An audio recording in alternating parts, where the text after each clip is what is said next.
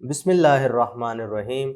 Assalamualaikum dear students. Welcome to the video lectures of Digital Summer Pack Grade 1 and we are studying mathematics. Today our topic is forward and backward counting. यानी आज हम सीखेंगे कि forward counting कैसे करते हैं और backward counting का क्या मतलब है। ठीक है, तो पहली स्टेटमेंट पढ़ते हैं जी। Count forwards and complete the boxes. भाई आपने फॉरवर्ड काउंट करना है और ये जो आपके पास कुछ एम्प्टी बॉक्सेस नज़र आ रहे हैं इनको फिल करना है। तो पहले मैं समझने की कोशिश करते हैं कि फॉरवर्ड काउंटिंग क्या है। फॉरवर्ड का मतलब प्यारे बच्चों ये है कि आपने आगे की तरफ काउंट करना है। बात समझ आ रही है? भाई देखें 1 है ना, तो 1 से आगे क्या आएगा 2, 2 से आगे 3, 3 से आगे 4, 4 से आगे 5, 5 से आगे 6। और इसमें हर आने वाला नंबर जो होता है ना वो पिछले नंबर से एक स्टेप ज़्यादा होता है, एक ज़्यादा होता है, मतलब बड़ा होता है।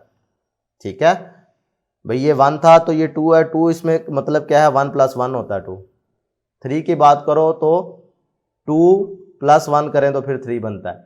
यानी हर आने वाला जो नंबर है वो पिछले नंबर से एक ज़्यादा होता है। इसको हम कहते हैं फॉरवर्ड काउंटिंग।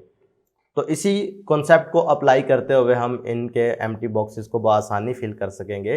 भाई 4 है, 4 के बाद 5, 5 के बाद 6, 6 के बाद क्या आएगा 7, 7 के बाद 8, 8 के बाद 9, 9 के बाद 10, 10 के बाद 11। अब इसी तरीके से second portion, third portion, fourth, fifth और सिक्स्थ, ये इसी तरीके से आप लोगों ने फॉरवर्ड काउंटिंग के साथ करने हैं। मैं आपकी रहनुमाई के लिए एक क्वेश्चन मजीद करवा देता हूं। देखें ये क्या है, 9 मीन 92। अब इसका मतलब है इसमें एक एक स्टेप बढ़ाते जाओगे तो क्या होगा 93, फिर बढ़ाओगे तो 94, इसी तरीके से 95 और ऑनवर्ड आपने इसी तरीके से फॉरवर्ड काउंटिंग करनी है। नेक्स्ट अगर आप क्वेश्चन देखते हैं तो इसकी स्टेटमेंट पढ़ें, count backwards and complete the boxes. अब बैकवर्ड काउंटिंग का मतलब क्या होता है, आपने एक एक कम करते जाना है। मैं मिसाल देने के लिए आपको इधर लाइंस लगा देता हूं। फर्ज करें ये 10 है, 1 2 3 4 5 6 7 8 9 10। अब ये लिखा हुआ है ना क्वेश्चन नंबर पार्ट ए, इधर 10 से स्टार्ट लिया, 10 के बाद क्या लिखा हुआ है 9। इसका मतलब ये है कि आपने एक एक नंबर कम करते जाना है। 10 था तो उससे एक नंबर कम किया, 9 बन गया, 9 में से एक नंबर कम किया, 8 बन गया। बात समझ आ रही है? ये एक एक लाइन आपने एक एक लाइन करके काटते जाएंगे तो आपके पास क्या आएगा, बैकवर्ड काउंटिंग आती जाएगी।